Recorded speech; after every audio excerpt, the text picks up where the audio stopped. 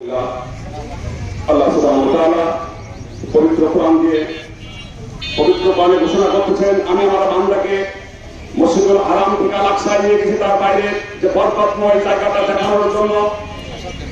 এই কথাটা যখন হয়ে গেছে, প্রত্যেকটা মুসলমানের জন্য আল-আকসা আল ফিলিস্তিন রক্ষা করার প্রত্যেকটা মুসলমানের ইমানি দায়িত্ব হয়ে উঠেছে। সেই ফিলিস্তিন আজ রক্তে রঞ্জিত। বিশ্বের মুসলমানরা আজ ঘুমানোর সময় নাই। আল্লাহ সুবহানাহু ওয়া তাআলা পবিত্র কোরআনে ঘোষণা করে দিয়েছেন, তোমরা তাদেরকে মৃত্যু বলো না যারা শহীদ হয়েছে।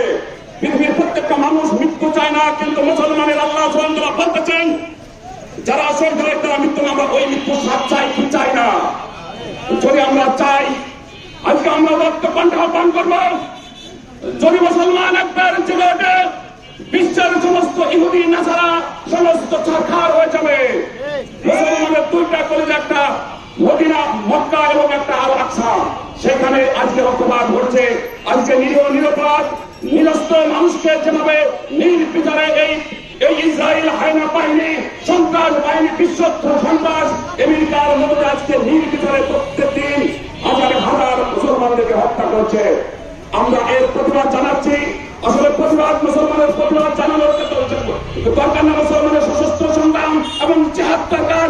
যে জেহাদ করে আমরা উহুদের প্রান্ত থেকে উজ্জীবিত হব, বদরের প্রান্ত থেকে আজকে উজ্জীবিত হব। সেই ইমান যতক্ষণ আসবে, বিশ্বের বিভিন্ন প্রান্তে আমরা এটাকে লাঞ্ছিত হতে থাকবো। প্রত্যেকটা মুসলমানের ভিতরে ওই ইমানি তামান্না আনতে হবে যে হাদিসের ভিতরে আসছে, যে জিহাদি তামান্না না নিয়ে মারা গেল, এক প্রকার মুনাফিক অবস্থায় মারা গেল। আমরা ওই মৃত্যু চাই না। আমাদেরকে ইমান আনতে হবে ওই জায়গায়। আজকে মুসলমানের জায়গায় দাঁড়াতে হবে। আজকে ফিলিস্তিনের মা ভাই বোনদের আসলে বলতে চাই, আমরা যে হাকার, যে কাকুতি মিনতি হয়তো আপনাদের পর্যন্ত পৌঁছাচ্ছে না, কিন্তু আমরা হৃদয়ে রক্তকরণ নিয়ে আমরা আপনাদের পাশে আছি এবং পাশে থাকবো ইনশাআল্লাহ। আল্লাহর কাছে বলে রাখি, আল্লাহ এই কথা হয়তো ফিলিস্তিনের পাশে শুনছে না, ইসরায়েল শুনছে না, কিন্তু আপনি তো শুনছেন, আপনি দেখছেন আমাদের এই কাকুতি মিনতি। আপনি ওই ফিলিস্তিনের বাসীর কাছে পৌঁছে দেন, ফিলিস্তিন বাসীকে আপনি হেফাজত করেন।